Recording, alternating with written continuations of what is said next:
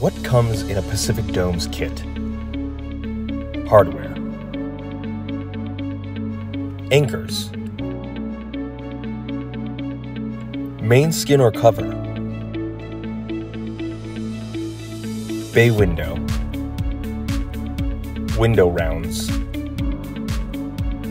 Other accessories like the stove assembly are optional. Manual and packing slip.